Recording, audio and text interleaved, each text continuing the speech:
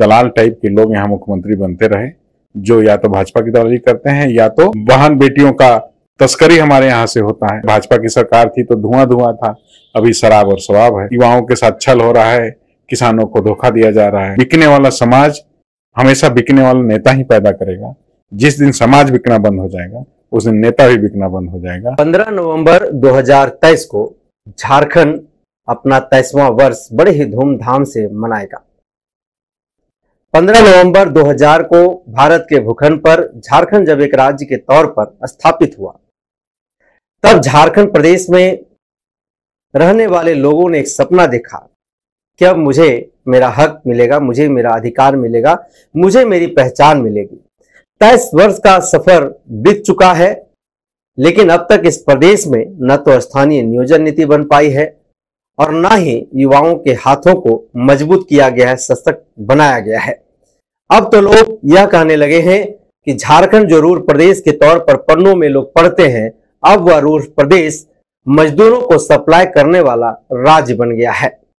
ऐसे कई विभिन्न मुद्दों पर और झारखंड के 23 वर्ष के सफर पर बातचीत करेंगे विद्याधर प्रसाद जी से। विद्याधर प्रसाद बहुजन समाज पार्टी झारखंड प्रदेश के महासचिव हैं। अभी इनसे बातचीत करते हैं, समझते हैं कि झारखंड का जो 23 वर्ष का सफर रहा है वह 23 वर्ष का सफर कैसा रहा है और हमारे पूर्वजों ने, पुरखों ने जो इस झारखंड प्रदेश को अलग कराने के लिए अपने प्राणों की आहुति दे दी, वो शहीद हो गए। उनका त्याग, समर्पण, बलिदान जिस तरीके का इस प्रदेश के लिए रहा है और जो सपना उन्होंने देखा है, क्या उस तरीके का प्रदेश इस 23 वर्षों में या झारखंड बन पाया है?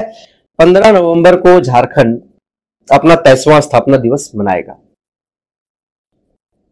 इस 23 वर्ष के सफर को आप किस तरीके से देखते हैं? आपके नजरिए में झारखंड प्रदेश का 23 वर्ष का सफर कैसा रहा है?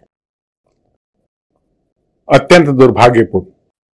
देखिए, सपना देखा जरूर जाता है और सपने और सच्चाई में अंतर होता है, लेकिन जितना अंतर है उतना अंतर होना नहीं चाहिए। सब लोगों ने एक खुशहाली का सपना देखा और हमारे यहाँ बदहाली है। हम बहन बेटियों का तस्करी हमारे यहाँ से होता है और सरकार इस संबंध में कुछ भी कर पाने में असमर्थ है। कुछ दिन पहले भाजपा की सरकार थी तो धुआं धुआं था, अभी शराब और शराब है। तमाशा तो आप देख ही रहे हैं कि हमारे जनप्रतिनिधि क्या कर रहे हैं, निर्वाचित सरकारें क्या कर रही हैं। युवाओं के साथ छल हो रहा है, किसानों को धोखा दिया जा रहा है और सिर्फ वादे और लफाजी हो रही है, सिर्फ जुमले दिए जा रहे हैं, इसके अलावा कुछ जनता को हासिल नहीं है।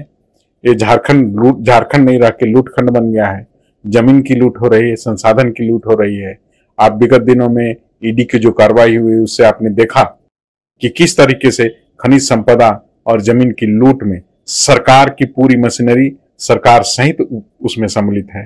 तो ऐसे हाल में झारखंड की तरक्की की अभिलाषा रखना भी व्यर्थ है।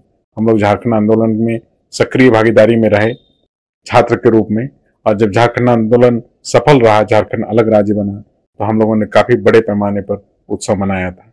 पर हेमंत जी ने जो वादे किए, हम लोगों पे आशा जगाई, बीच में विधानसभा में प्रस्ताव भी पारित किया, पर वस्तुतः वो करना नहीं चाहते हैं।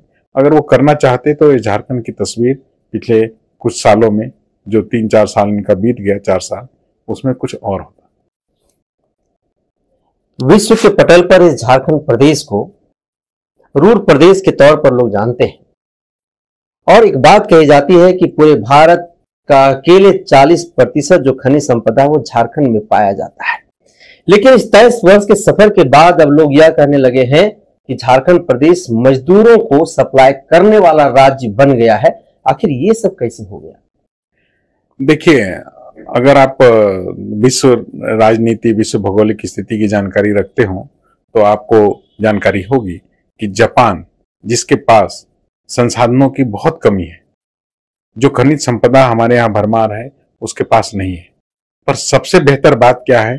उसके सच्चे और सजग नागरिक और उससे ऊपर उनका एक बहुत ही बेहतरीन नेतृत्व। तो झारखंड प्रदेश में अब तक कोई बेहतरीन नेतृत्व नहीं मिला। सारे दलाल टाइप के लोग यहाँ मुख्यमंत्री बनते रहे, जो या तो भाजपा की दलाली करते हैं या तो किसी और के बिहाफ में। वर्तमान सरकार को भी आप देख लीजिए, ऐसा कहा जाता है, हालांकि मैं राजनीतिक व्यक्ति हूं तो बहुत ऑफिशियली तो मैं नहीं कह सकता, लेकिन ऐसा कहा जाता है कि मुख्यमंत्री सिर्फ नाम के मुख्यमंत्री हैं, वास्तविक रूप से मुख्यमंत्री को चला कोई और रहा है। कोई चला और रहा है। दादा, एक सबसे गंभीर सवाल इस प्रदेश के लिए है कि 23 वर्ष के बाद भी इस प्रदेश में लोगों को यह पता नहीं है कि झारखंड में झारखंडी कौन है। और लगातार आप झारखंड अलग होने के बाद डोमिसाइल आंदोलन की बात करते हैं, नियोजन नीति, स्थानीय नीति की आंदोलन की बात करते हैं, तो लगातार ऐसे जो आंदोलन है इस प्रदेश में लोग करते आ रहे हैं, युवा करते आ रहे हैं। हर बार एक युवा लोग जो है वो बात करते हैं कि अगर महाराष्ट्र मराठियों का है, गुजरात गुजरातियों का है, बंगाल बंगालियों का है, उड़ीसा उड़ियों का है, छत्तीसगढ़ छत्तीसगढ़ियों का है, तो फिर झारखंड झारखंडियों का क्यों नहीं? झारखंड तो झारखंडियों का ही, लेकिन झारखंडी है कौन यही पता नहीं। और जो आप डोमिसाइल आंदोलन की बात कर रहे हैं उसमें मुझे याद है विनय संतोष और कैलाश, 3 हमारे युवा साथी शहीद हो गए। और उस आंदोलन से उपजे नेता आप जान रहे हैं राज सत्ता का भोग आनंद ले रहे हैं। इसी तरीके से अन्य भी आंदोलन जो भी होता है उसकी परिणति यही होता है कि हमारे नेता बिक जाते हैं। जो मुद्दा है उस पर मुकम्मल तौर पर उस मुद्दे को पूरा करें, ऐसा होता नहीं। तो इस मामले में हम ये कहना चाहते हैं कि हमारा समाज भी बिकाऊ, हमारे वोटर भी बिकाऊ हैं, जो कुछ पैसे लेकर, चंद शराब की बोतलें लेकर और वोट करते हैं। ये समझते नहीं है कि बिकने वाला समाज हमेशा बिकने वाला नेता ही पैदा करेगा। जिस दिन समाज बिकना बंद हो जाएगा उस दिन नेता भी बिकना बंद हो जाएगा, क्योंकि तब वोट उसी से लेना है जो नहीं बिकाऊ है। तो नेता भी टिकाऊ होगा, जनता भी टिकाऊ होगा और इस प्रदेश की तरक्की भी होगी। हमारा सबसे बड़ा दुर्भाग्य है कि हमारी जनता का जो आदत है कि गंभीर किस विषयों पर भी गंभीर नहीं होती है और दुर्दशा पर भी कोई चिंता नहीं है, निश्चिंत भाव से चलते हैं। तो मैं ये कहना चाहता हूं, मेरी अपील है जनता से कि आप अपने हक अधिकार के बारे में जानें और अपने वोट का इस्तेमाल इस प्रकार से करें कि वो आपके विकास के लिए उसका इस्तेमाल हो सके, क्योंकि 5 साल में ही आपको मौका मिलता है कि आप अच्छे व्यक्ति को चुनें। इस बार मैं जनता को दोष नहीं दूंगा, क्योंकि जनता ने बड़े सोच समझकर हेमंत जी को वोट किया, और जनता को ये पता नहीं था कि हेमंत जी किसी और दुनिया में जी रहे हैं। हेमंत जी वास्तविक मुख्यमंत्री नहीं बनेंगे, ऐसा किसी को आशा नहीं थी। सब लोगों ने सपोर्ट किया। पर इस बार मैं जनता से अपील करूंगा कि बहुजन समाज पार्टी पूरे प्रदेश में आपके साथ है। जब हमारा उत्तर प्रदेश में सरकार था तो जो शोषित वंचित वर्ग था उसको अधिकार देने का काम बहन जी ने किया। आवास योजना भी उन्होंने शुरू किया, गरीबी उन्मूलन योजना शुरू किया, कई हजारों कॉलेज, स्कूल और विश्वविद्यालय बहन जी ने शुरू किया। और जो पुराने हमारे संघर्ष के हमारे लीडर थे, हमारे जो संत गुरु, हमारे जो मार्गदर्शक थे, उन सबको महिमा मंडित करने का, उनको प्रतिस्थापित करने का महती काम बहन जी ने किया है। और आपको जान के एक आश्चर्य होगा कि जितनी बड़ी प्रतिमा हमारे बिरसा मुंडा जी का लखनऊ के पार्क में लगा हुआ है, जिसको हाथी हाथी कहकर बदनाम करते हैं लोग, बहन जी ने पैसा बर्बाद किया, उतनी बड़ी प्रतिमा मैंने कहीं नहीं देखा। उतने सम्मान के साथ कहीं प्रतिमा लगा हो हमारे नायक का, ऐसा कहीं नहीं देखा। तो ऐसे में आप सबों से अपील है कि बहन जी के हाथों को मजबूत करें, बहुजन समाज पार्टी को मजबूत करें, बहुजन समाज पार्टी के साथ चलें और बहुजन समाज पार्टी की सरकार बनाएं। मैं आपको आश्वस्त करता हूं कि ये राज्य 5 सालों के अंदर प्रगति की राह पर चल जाएगा। जो जमीन की लूट है वो पूरी तरह से बंद हो जाएगी। आदिवासियों का जो शोषित वंचित समाज है उनके मान सम्मान की रक्षा होगा। बहन बेटियों को बाहर जाने की आवश्यकता नहीं पड़ेगी और जो तस्करी कर रहे हैं उनका वो हाल किया जाएगा कि वो जीवन में फिर कभी इस बारे में सोच भी नहीं पाएंगे।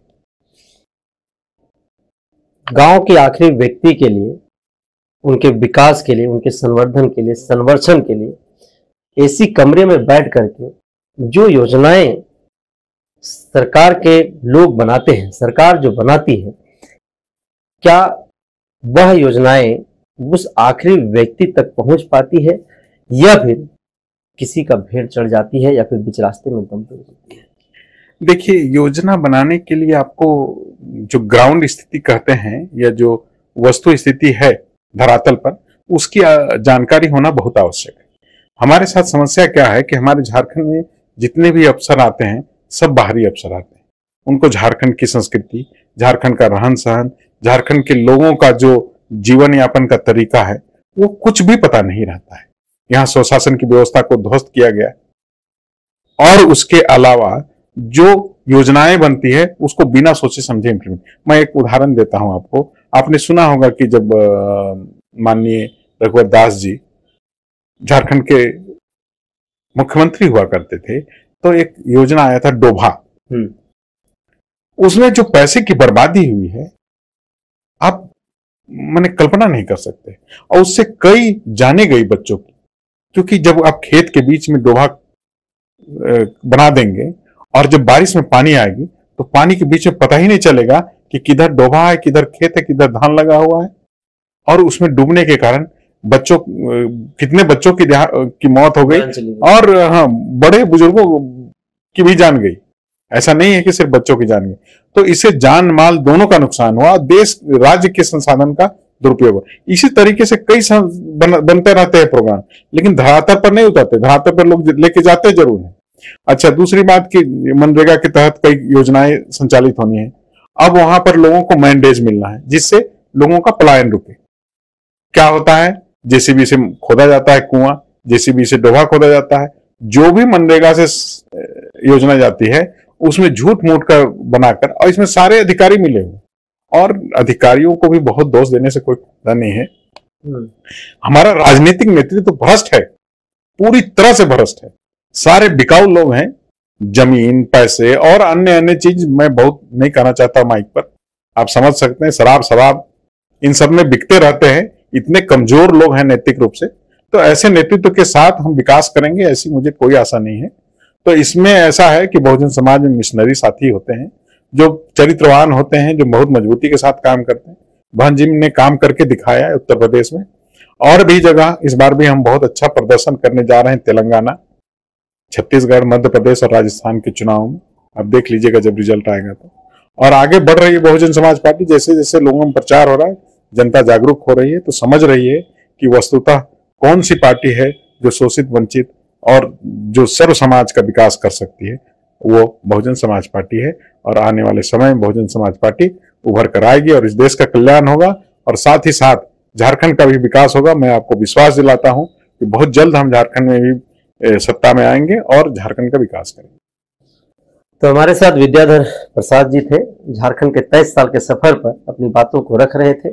और जैसा कि हम लोग सब कोई जानते हैं कि विद्याधर प्रसाद मुखरता के लिए जाने जाते हैं, हमेशा मुखर होकर के अपनी बातों को रखते हैं। कई राजनीतिक पार्टियों का एक लंबा अनुभव इनके पास है। इन्होंने स्पष्ट तौर पर कहा कि दुर्भाग्य इस प्रदेश का कि जिस तरीके की परिकल्पना इस प्रदेश को बनाने के पीछे की गई थी, जो पटकथा लिखी गई थी, अब तक वो धरातल पर दिखाई नहीं देता है।